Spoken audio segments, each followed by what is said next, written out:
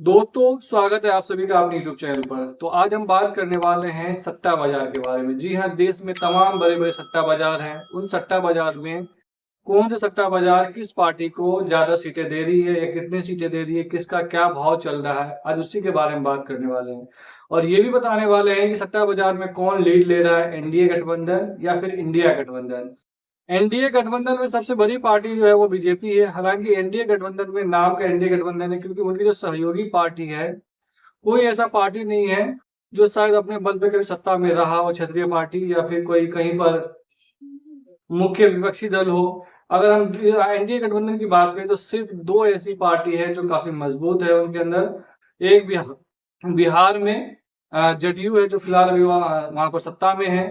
दूसरा एक टीडीपी है जो आंध्र प्रदेश में। उसके अलावा कहीं भी ऐसा कोई क्षत्रिय पार्टी नहीं रहा है जो अपने बलबूते पर अच्छी हैसियत दिला सके या एनडीए गठबंधन को बढ़त दिला सके। ऐसा कोई भी क्षत्रिय पार्टी फिलहाल इसमें नहीं है। पहले हुआ करता था पंजाब में प्रकाश सिंह बादल के शिरोमणि अकाली दल होते थे। मुंबई में आप चले जाओ तो वहां पर उद्धव ठाकरे का शिवसेना हुआ करता था। हालांकि वहां पर भी इस बार डिवाइड हो चुका है। तो कई जगह पे इस बार बीजेपी को डेढ़ लगता हुआ दिखाई दे रहा है इस बार सट्टा बाजार के हिसाब से भी। लेकिन इस बार एक अहम मुद्दा यह हुआ है 2024 इलेक्शन में कि इस बार लोकल मुद्दों पे चुनाव हो रहा है। तो इस वजह से बीजेपी के लिए खास, जब भी लोकल मुद्दों पे चुनाव होता है तो बीजेपी को इसमें घाटा होता है। तो आज तमाम उन सभी आंकड़ों के बारे में बात करेंगे। अगर चैनल पे नए हैं तो प्लीज चैनल को लाइक शेयर और सब्सक्राइब कर दीजिए। तो हम पहली बार बात करते हैं फलोदी सट्टा बाजार का, जो राजस्थान में है। एक फलोदी जगह का नाम है और वहां का सट्टा बाजार है वो काफी फेमस है ऑल इंडिया में। तो फलोदी सट्टा बाजार के हिसाब से कांग्रेस को 117 सीटें मिलती हुई दिखाई दे रही है, जो काफी है। अगर 117 सीट मिलता है तो कांग्रेस के लिए काफी फायदेमंद की बात हो सकती है।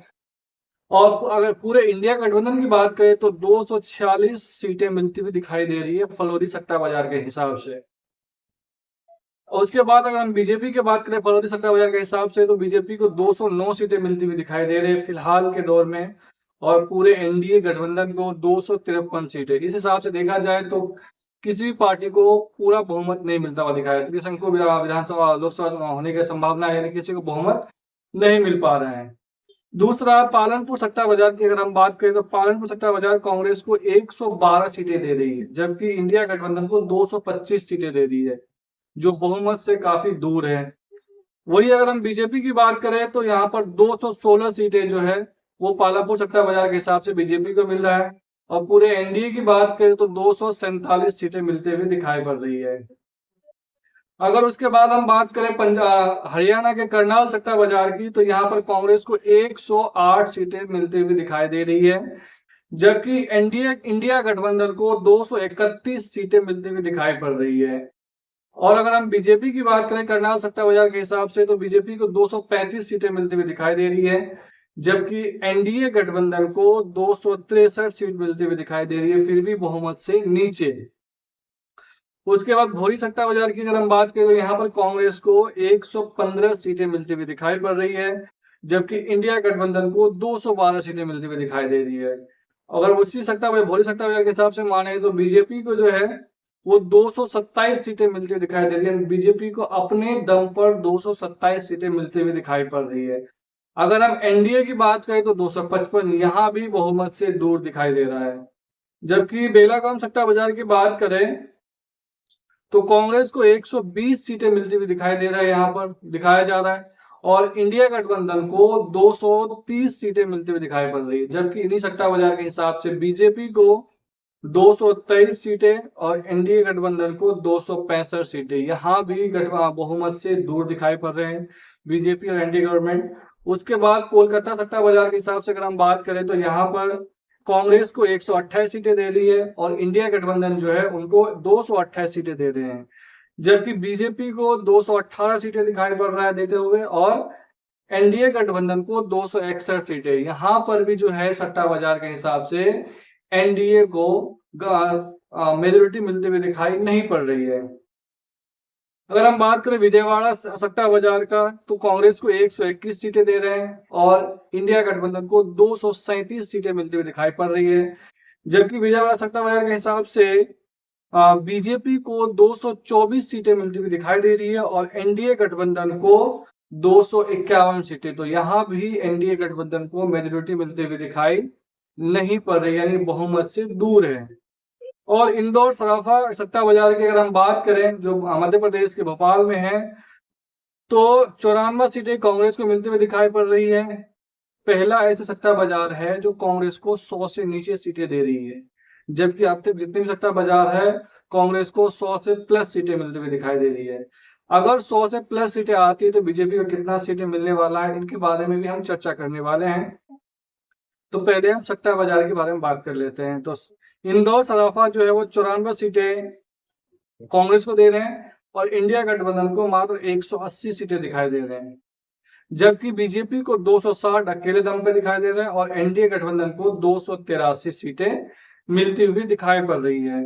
उसके बाद अगर हम बात करें अहमदाबाद चकोका बार का, तो यहाँ पर कांग्रेस को 104, जो गुजरात से ही है ये, लेकिन ये भी कांग्रेस को 100 प्लस सीटें दे रहे हैं, जबकि इंडिया गठबंधन को 193 सीटें दे रहे हैं। बीजेपी को अकेले दम पे 241 सीटें दे रहे हैं और एनडीए गठबंधन को 270 सीटें दे रहे हैं, जबकि सूरत महागोभी में जो सट्टा बाजार है उसके हिसाब से कांग्रेस को 96, इंडिया गठबंधन को 186, बीजेपी को 247 और एनडीए गठबंधन को 282। तो कुल मिलाकर अगर हम बात करें तो दो ही सट्टा बाजार ऐसे हैं जो बीजेपी को फुल बहुमत दिखा रहे हैं, नहीं तो जितने भी सट्टा बाजार है वो सभी बहुमत दिखाई नहीं दे रही, यानी एनडीए गठबंधन जो है बहुमत से पिछड़ते हुए दिखाई दे रहे हैं। सट्टा बाजार एक अनुमानित होता है, सट्टा बाजार कोई कंफर्म सीट नहीं होती है, ये अनुमान बदल सकता है और ये अनुमान जो है कभी सही होता है और कभी गलत भी हो सकता है। तो आप इसे एग्जिट पोल भी नहीं मान सकते हैं। एग्जैक्ट पोल तो 4 जून को आने वाले हैं। तो अगर हम बात करते हैं दोस्तों आज सट्टा बाजार के बारे में, सट्टा बाजार जो होता है वो अपने भाव के आधारित होता है। जिस पार्टी का भाव जो है वो कम होता है उनका सत्ता में आने के चांसेस ज्यादा होता है, यानी जीतने के चांसेस ज्यादा होता है, और जिस पार्टी के भाव ज्यादा होता है यानी पैसों में रुपयों में हो जाता है, पैसों और रुपयों का खेल होता है यहाँ पर। जिसके जीतने के चांसेस ज्यादा होता है उनका भाव पैसों में होता है और जिसका हारने के चांसेस होता है उनका भाव जो होता है वो रुपयों में होता है। तो ये सट्टा बाजार अपने अनुमान लगाता है कि कोई इस पार्टी को कितना बहुमत मिलने वाला है। अगर सबसे विश्वसनीय सट्टा बाजार की बात करें तो फलौदी सट्टा बाजार है, लेकिन उनका भी जो विश्वसनीयता है वो काफी ज्यादा उसमें रहता है, क्योंकि लोग उसको मानते नहीं है, ऐसा लोगों का मानना है। लेकिन तो देश के तमाम सट्टा बाजार जो था उन सभी का आंकड़ा हमने आपके सामने रखा।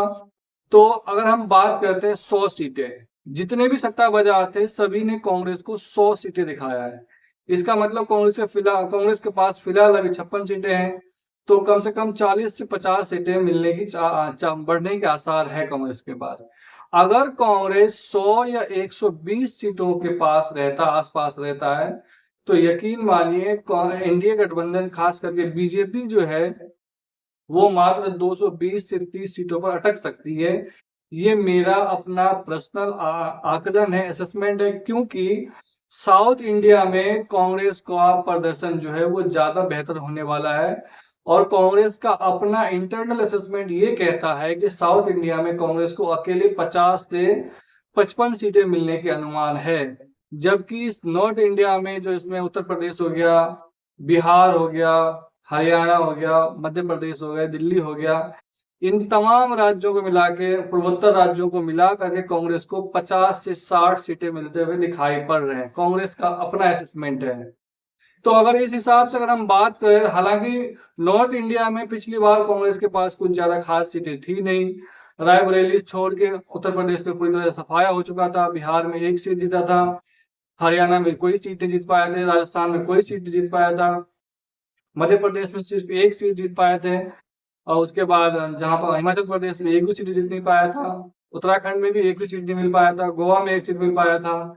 ऐसे कई राज्य है जहां पर कांग्रेस जो है उसका प्रदर्शन काफी खराब रहा था, लेकिन इस बार जो है कांग्रेस का प्रदर्शन अच्छा रहने वाला। नॉर्थ इंडिया में भी खास करके राजस्थान की शुरुआत हुआ है, राजस्थान में ऐसा आकलन लगाया जा रहा है कि कांग्रेस कम से कम 5 से 7 सीटें जीत सकती है, तो जो सीधा फायदा हो सकता है।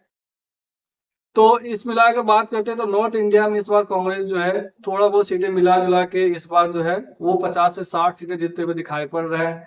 अगर ऐसा होता है, कांग्रेस कम से कम 120 से 30 लाता है, तो एनडीए गठबंधन जो है वो बहुमत से काफी दूर रह सकता है। आपको क्या लगता है इस बार 2024 में यानी 4 जून को किसकी सरकार बननी है, एनडीए गठबंधन या फिर इंडिया गठबंधन? आप हमें कमेंट करके बता सकते हैं। चैनल पे नए हैं तो प्लीज चैनल को लाइक, शेयर और सब्सक्राइब कर दें। धन्यवाद।